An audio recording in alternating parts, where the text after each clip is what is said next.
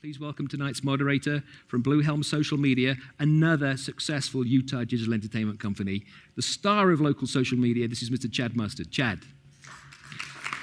All right. Thank you. Okay, yeah, I'm sorry I'm a very poor substitute for our original moderator. But I know a lot about this industry. Everyone on the panel I'm friends with. So this should be fun. So without further ado, let's just bring up all of our panelists. Come, please take a seat.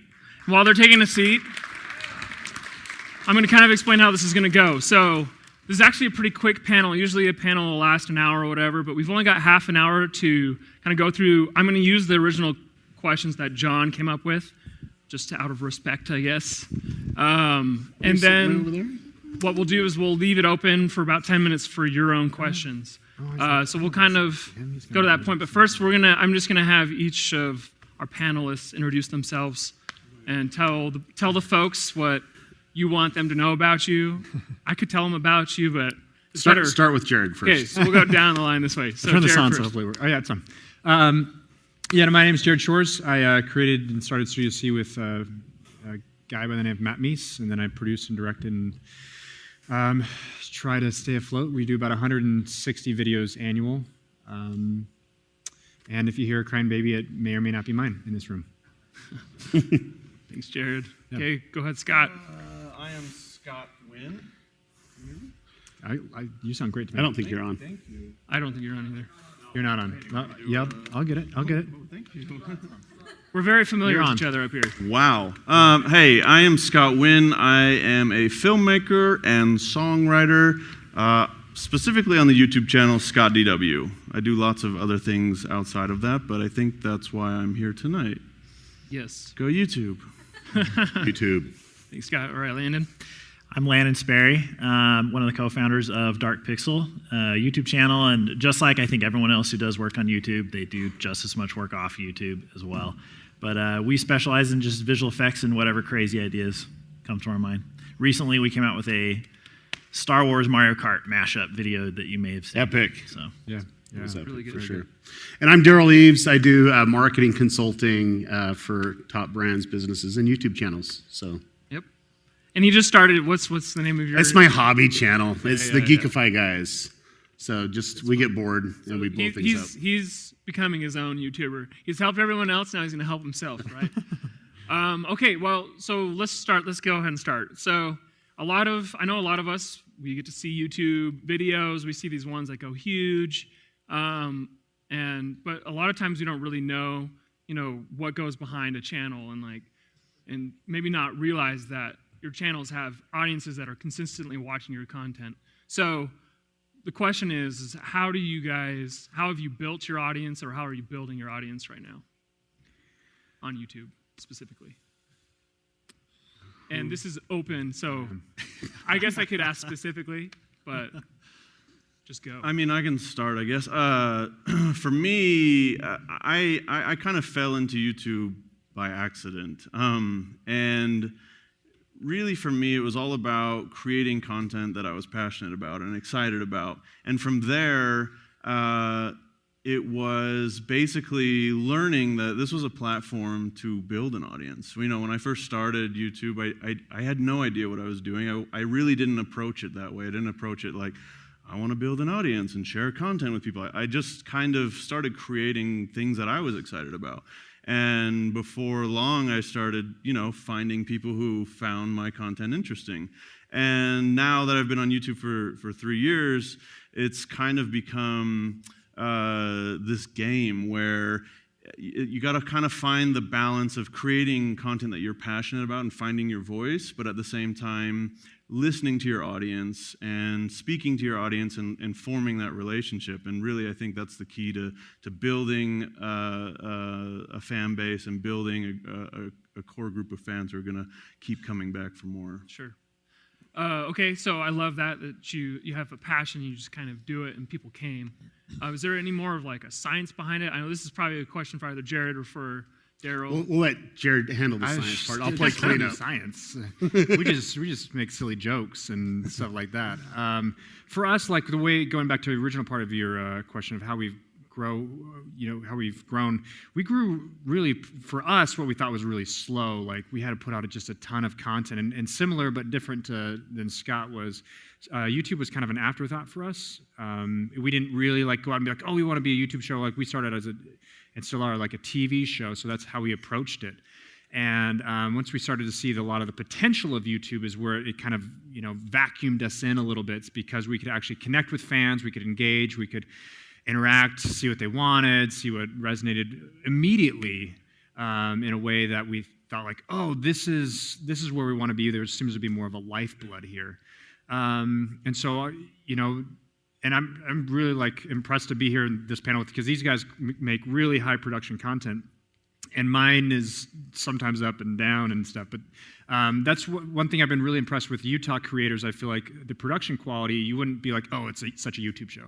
I feel like in Utah, we have so many good YouTube channels that aren't, just silly, low pro cat videos or whatever. But we have such a high pro cat videos. Well, it was a great cat video. Flying in the air. And it was One slow of Scott's motion. first videos was a cat video. And it was good. Slow motion Actually, cats. I hate that video. Just sorry. It's okay. It's a great video. No, but I think there is a science behind it too as well. I mean, there's always algorithms, there's always things, and Adobe's been great. Their team is smart. Yeah. There's a lot of analytics, but a lot of people don't really look at the analytics except for people like me. And then when you see trends and you see things that are happening, you can kind of figure out, okay, this is my passion, this is my love, this is what I want to do. And this is what's trending, this is what we should do at the right time. So give you a perfect example, it would have been better for you to release that video on May 3rd, May 4th, because then you would have had a lot of time for that press to happen because, May 4th is like the best holiday in the world. Yeah, that's true. Just Which is Star Wars Day. But it's like realizing, the timing, but they got a lot of press off of it too. But you got to realize that we're talking about YouTube, but there's other factors. Like if this would have happened 3 years ago, they would have been at 20, 30, 40 million views. And now it's changed. The infrastructure's changed, the way that sharing's changed. Facebook's is a real force, and you got to kind of weigh it out, and you got to figure out what is your end goal. Is it to get exposure? Is it to get branding? Then yes, look at your analytics, analyze and adjust, and then you can kind of attack. And that's where you can build an audience pretty quick. And actually, that's an interesting point. When you look at the trending page on YouTube, you go to the trending page, and you'll notice that almost everything on there is attached to a huge brand. There are really smart people and entire marketing teams behind pretty much every single video that you're seeing trending on YouTube. And so it's important, especially for people that maybe kind of like us, we started out really small. It's important to realize that you're competing with Coca-Cola, you're competing with Red Bull, you're competing with GoPro. Yeah. You're not just competing with other people with what a lot of people think of with YouTube, it's just the cat videos, right? Yeah. While those are a huge chunk of views on YouTube, what's trending and where the advertisers want to be is, it's a bigger game than people realize, and it's blown up, especially in the past few years. And that's the tricky thing too, is something that actually legitimately worked for us 2 years ago does not work at all now. And it's changing that quickly, you just can't get comfortable with it. And there's a lot of YouTubers, I'm not going to name names, that they think they're in this box and it's never going to change, and they're literally losing their views, they're losing their subscribers, they're losing their social reach just because they're not analyzing and adjusting to the things that are there to really grow that audience. Great. This is great stuff. Okay, so this is more of a question for either Scott or Landon then. It's when did you know this was going to be, when did you leave your other career plans behind and make this a full-time job? Well, okay, so for me, we were just pretty much screwing around when we started out. We just made videos growing up with me and my brother and a friend of ours, and we were just, putting them on YouTube, and then all of a sudden one of them blew up. And actually what was a big turning point for us was we put up some video. I can't remember what it was. It was like a Band of Brothers kind of parody video. And Devin Graham contacted us. He was like, hey, you guys, we need to meet. We need to talk. And he was like, hey, you guys are doing some good work, but here's what you're doing wrong. You're doing this wrong. You're doing this wrong. And he set us straight. And the very next video we put out hit 1 million views in, I don't know what it was, a week or something like that, which was a huge turnaround for us. And that was the point where we realized, okay, we might actually be able to turn this into something. And that's where we just dove in. And that was full-time from then on? From then on, yeah. Great. Scott? Yeah, similar story, I guess. again, YouTube was not really a place that I saw as a viable career. I was doing a lot of freelance film work and really trying to push myself in the traditional space. And I created a video kind of in a way to make fun of YouTube and kind of formulaically like pressing the buttons. My first video involves cats and dubstep in slow motion, and I was like, this is going to be hilarious, and I really did it just in spite of like all of it. And it was kind of a de-stressor for me to do this video. Anyways, and I put the video up, and I forgot about it. I remember I was working on a commercial, and somebody on the set said, have you checked the video? This is after the first day. And I'm like, no, I haven't. Why? What's going on? I mean, I put it on a channel with 0 subscribers. I'm like, my family will think this is funny, right? And, after being up for a few hours, he shows me, and it has 100,000 views and all these comments. And I'm like, whoa, okay, this is interesting. And the week goes on. By the end of the week, the video has 1 million views. I write original music on my channel as well. I go and check, and the song is in the top 100 on the pop charts, next to like Justin Bieber. And all of a sudden, my inbox is being flooded with like, "What's the next video? Like, what's?" And I'm like, I don't know what I just did here. and so I gave it a shot. I did it again. I decided to try to make another piece of content. I lucked out. The first 3 videos I did, luckily did really well, and within the first couple of months, I found that it was something that went against everything I thought it was, and I dove in. So your first video was a viral hit? My first, second, third, fourth. Wow, that is awesome. Rub it in, Scott. Rub it in. Fifth, sixth. Fruit Ninja was my third video. Whoa. 20 million views in 10 days. It's just because Christian was in it, though. Well, yeah, that's that's a given. But then if you look at my channel, every video after that was a complete failure. No. So it was like a pride thing. I had to learn how to, I'm just kidding. But yeah, that was my experience. Wow, that's great. Okay, switching gears a little bit, and Jared, you were talking about this a little bit, about how Utah, there's a plethora of these YouTubers and influencers kind of popping up all over the place. What is it about Utah? Why do you think there's such a talent base here? And this isn't just for you, Jared, but it's for everyone. But yeah, I don't know. I think I don't know if it's tenacity, if we have a will to just keep going despite finding a way. I've worked with a handful of really talented YouTubers here that I think they share that in common. I don't know why we all have congregated here. I don't know what is in the water. I can tell you why. It's really really simple. Simple science. Yeah. So Aura Brush started.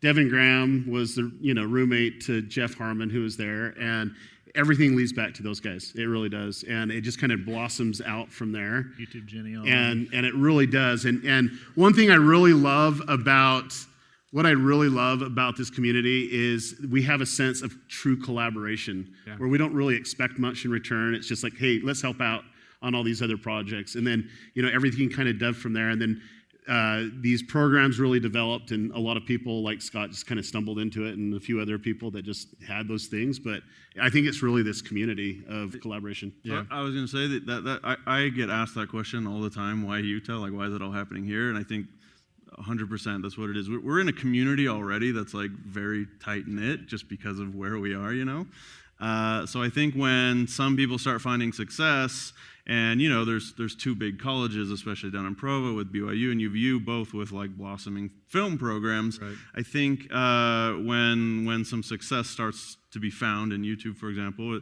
being the community we already are, you're exactly right. I think it kind of is just natural that we all start to. And how many people Devin went to you and says, "Hey, this is what you need to do." He didn't charge you any money to do that. He just basically and that's did. The crazy thing is, starting out, we almost thought that everyone was going to be secretive about what they were doing, and nobody is. No, nobody is. You go ask anybody, and they'll tell you, this is like what Scott was just saying. He's like, hey, this is what I did with that first video. It was this and this and this. Try to find that in L.A. It's not going to happen there. Yeah. Right? So, yeah. Yep, that's great. Okay. Well, and I know we've got a bunch of people here from the YouTube. There's a YouTube group out there that they meet regularly. Raise your hand if you're from the YouTube group here. I know there's some.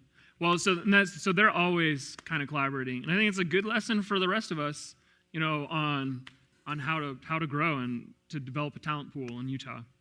Okay, so now speaking to someone who may be trying to start out in this, how do you differentiate yourself? Or there's so much noise on YouTube. How do you stand out in this oversaturated market? I think the biggest thing is you got to be creative, and you got to, like what Scott was saying, you got to follow your passion, whatever your passion may be. But honestly, when it comes back down to it, it's all about collaboration.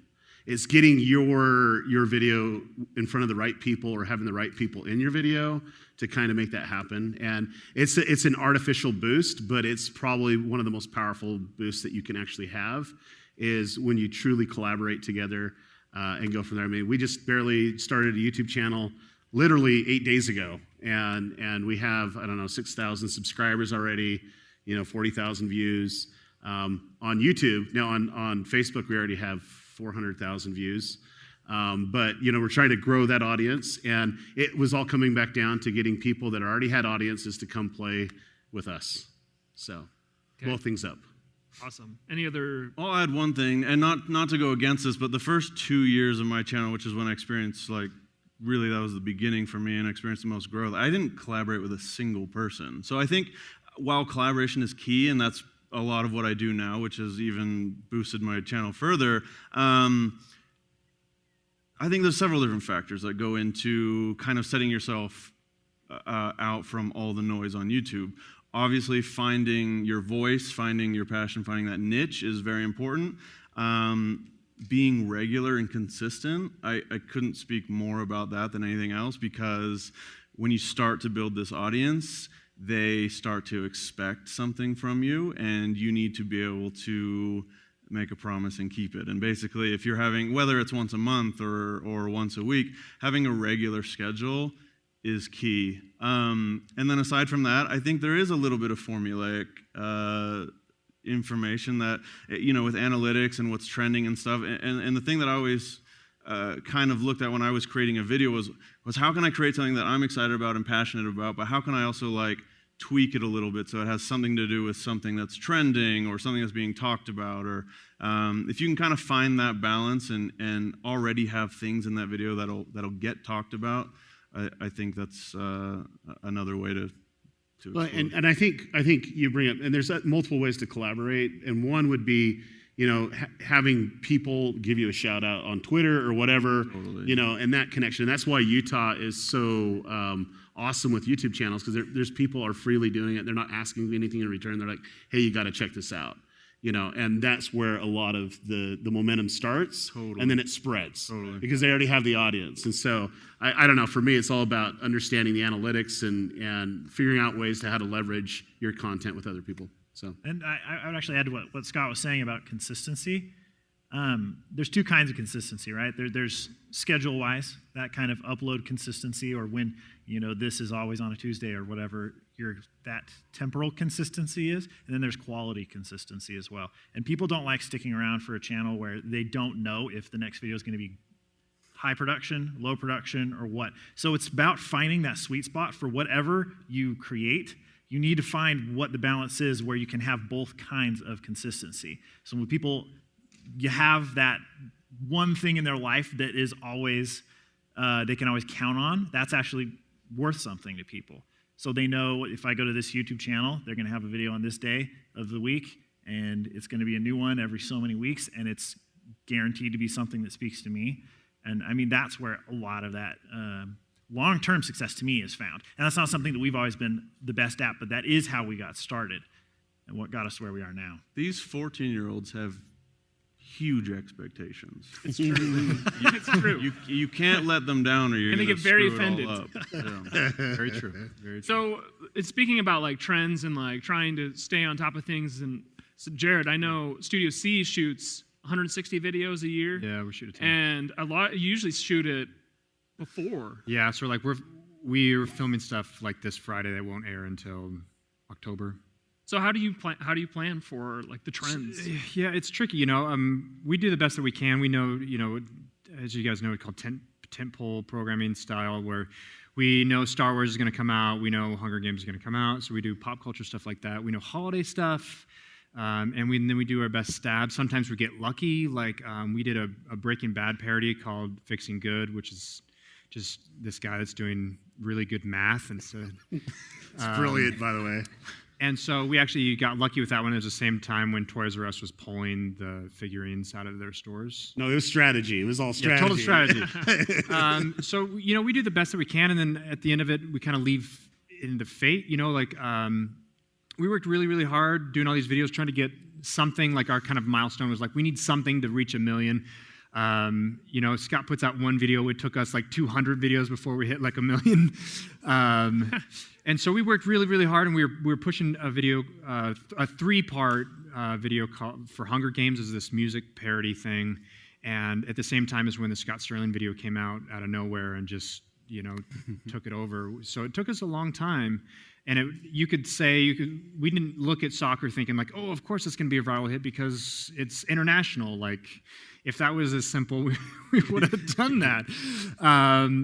For us, it's tricky. So that's why, kind of going back to what's already been said, it's like it's really important for us just to be as authentic and as funny as we possibly can, and hope that audiences will naturally relate to it rather than be like, oh, this is just topical, therefore I'll watch it. Of course, there's something to being topical because you can dovetail off of someone else's marketing that's already happening, or trends or buzzwords or whatever. But I think the core for us that we have to focus on, and not to get swept away too much in the marketing effort, is to figure out this is our content, we know our audience, they can trust us, and we know how to deliver. And I think the biggest thing too, like for Studio C's brand, would be, Disney posts pretty much all the movies they're going to make for the next 4 years, and you're able to see every little thing, and they can kind of plan ahead, with their things, and that's what they do. I mean, that's definitely that's the what best they do. That's great. Okay, so now moving maybe a little off of YouTube. What have you guys seen? Have you guys seen success in other areas, working with either brands or, are people coming to you in Hollywood or whatever? What kind of success are you seeing off the YouTube channels? Lots of success. So what is it? Well, here's the thing. For me, I started as a traditional filmmaker, musician. That was my goal in life. I wanted to be making television shows and working in Hollywood. That's all I knew, right? And I fell into YouTube by accident, like I said. And these last 3 years, YouTube has become my bread and butter. But at the same time, I decided that I wanted to create the content I was passionate about, which was like high quality, cinematic, comedic, musical content. I kind of blended all the things I was passionate about, and in a nutshell, that's my content. And it's very different from what a lot of YouTubers are doing. A lot of YouTubers are as far as like filmmaking YouTubers, a lot of filmmaking YouTubers are doing like video games in real life or this movie in real life. And I decided I kind of wanted to shy away from that and build almost like a reel and kind of showcase the type of content I was excited about, whether it was unique characters or situations or just different. I really wanted to show my range. And while that isn't as good for a YouTuber who wants to build a big subscription base, I'm not going to grow as fast as some of these other YouTubers. On the flip side, it's caught the attention of brands, celebrities, studios. It's crazy to see how I've come full circle, where YouTube is still like my bread and butter, but now I'm making my first feature film in Hollywood, and I'm now repped commercially in 3 countries, and it's like I get to do all these things that I always dreamed of doing because of YouTube. So it's cool to see that, yeah. Yeah, absolutely. Well, have you guys seen any? Is it easier to go to brands now? Are brands coming to you to make videos? Are they sponsoring your videos? What kind of is the commercial world embracing YouTube? So I think I can answer this pretty easy. There's a huge ad spend that most businesses that would actually do. They do in traditional media. They're now transitioning that over to other ways. And they did digital for quite some time. They're trying to figure that out. They're trying to do all these different things. Right now, the biggest buzz is the influencer marketing. And there are companies right now getting a new job title, which is influencer marketer manager. And so they're actually actively seeking out people like me that can connect them with the other people that's there as well. But it's ridiculous that they're really connecting with them on multiple levels, where they're doing content that they're wanting to do, but they're funding a lot higher than what they're able to get. So just one example, have a client that got $250,000 to do one video and plus all their expenses, and it was on a video that he wanted to do, and that's more than he made in AdSense all year. So I mean, there's opportunities there, and so they're actively seeking. But I think the brand, like the YouTube channels, if they're actively seeking as well, you'll find that match, and you can kind of go from there. So it's a whole other way to make money outside of just the Very much YouTube so. ad. Yeah. It's amazing. Okay, so I think we've gone about half an hour. It's amazing how fast that goes. Do you guys have any questions for our panel? What's going on there? Yes. Question for Daryl. I'm curious about your analytics process. What kind of time do you need to devote to be effective at leveraging that type of data to actually have an impact on your strategy? That's a great question. So what he was asking about, what time do you have to put into it to analyze? So after every video release, you need to take time to analyze. But let me give you a case where we analyzed before we went.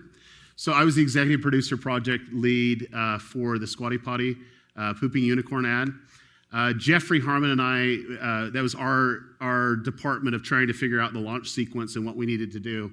What we did was we wanted to see what actually converted. We wanted to know what title actually converted the highest. So we actually tested 120 different titles, and we had winners that would go on. We then tested 120 different photos to see which one would be the most engaging from there, even before we released the video. And by the time that we released the video, we knew what meta information we needed to go in there, what areas that we needed to rank for, and where we needed to rank, and how we needed to release it. And then after that, this is what most people don't know, there's 42 different versions that are floating around because they're more effective with a specific target demographic that we did. And we actually have multiple versions that haven't been released yet because there's upcoming product that it'll be released with that eventually we can say, okay, this is going to resonate best with the millennial moms, and this resonates the best with millennial males. And so I think the biggest thing to answer your question is you can start before, but it's always about analyzing and adjusting as the campaign's going on or as the video's releasing, because you can tweak some information to go from there, or you can learn about where the drop-off point is in the video, and then that's where you can adjust for future videos from there. Does that answer your question?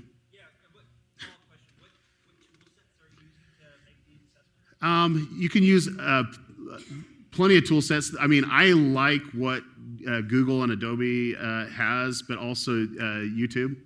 It really depends on the client. So I have a couple clients that use the Adobe infrastructure. There's no other tools like it, I'll be honest with you. I've never seen anything like it. Yes, Jeff is true. And I am an analytical nut. But there's other tools that you can use like vidIQ. You can use, there's all these different tracking tools. But for me, I really like the back-end analytics of understanding the stuff that's native, and then also using some other, proprietary stuff. So, any other questions? Yes. Okay. First, thanks for sharing all your information with us. It's great to meet you all guys and have you up here. Have you had any failed videos that you've gone back and revisited now that you have the knowledge of the analytics to reposition that failed video so that it can become successful? Or do you send them off to the graveyard? Just let them die? That's a great question. You walk away.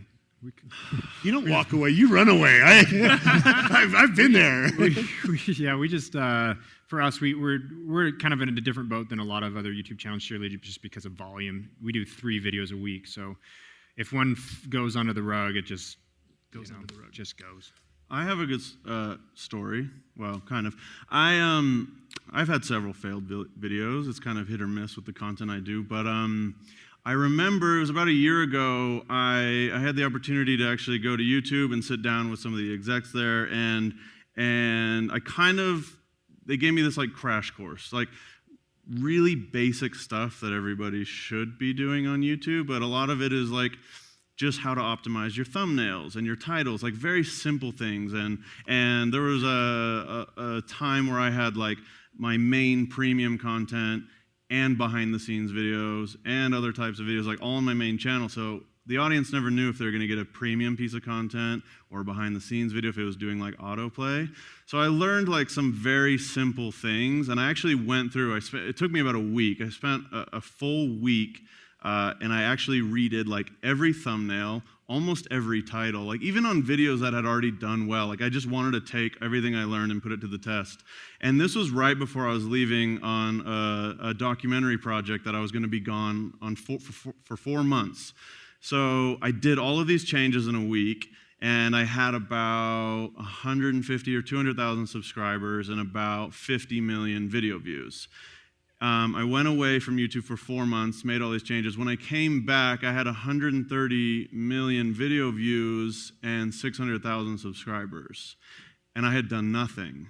I didn't make any more videos. I didn't do anything. I made all of these little tweaks. So it just goes to show that there actually are things you can go back and do that'll better your chances. And let me kind of explain what's going on in the background, because as soon as you change your meta information on a video, and that would be your title, your tags, your description, your thumbnail, YouTube does a reevaluation. So they reevaluate that.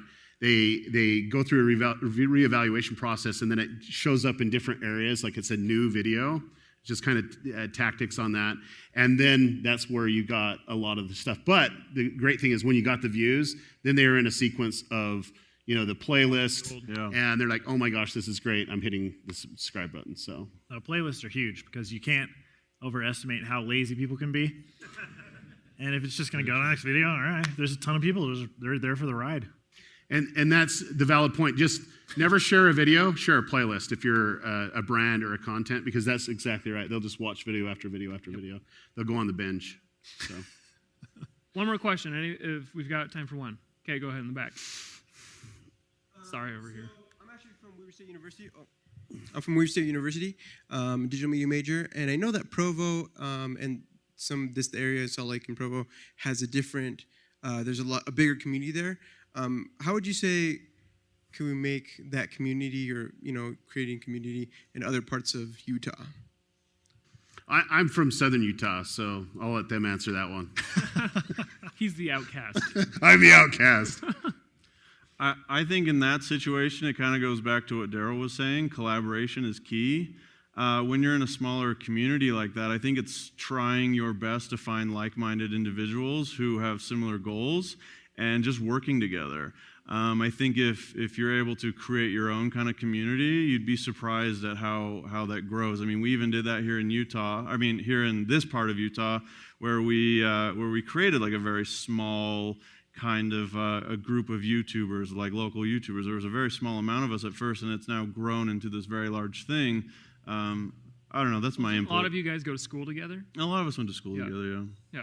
Yeah, I think as well, if you're asking how, I think it just starts with you. Like, I don't think you should underestimate the power that you have as a creator to actually create something cool and be the source that attracts people.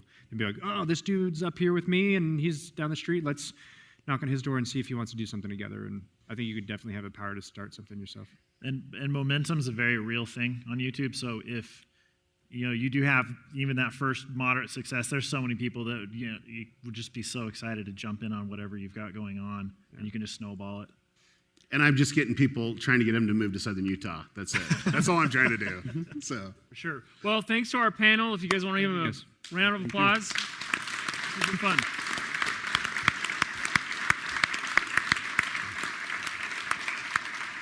That was dope. So when you're moving out to LA. Fantastic. Thank you, guys. I got a question if one of you wants to answer it. Maybe this is one for Daryl. So we heard then, for example, that starting out now is different now than it was a few years ago, and you couldn't get this kind of success. So how would you start out now to upload natively to Facebook? That's what I would do 100% of the time.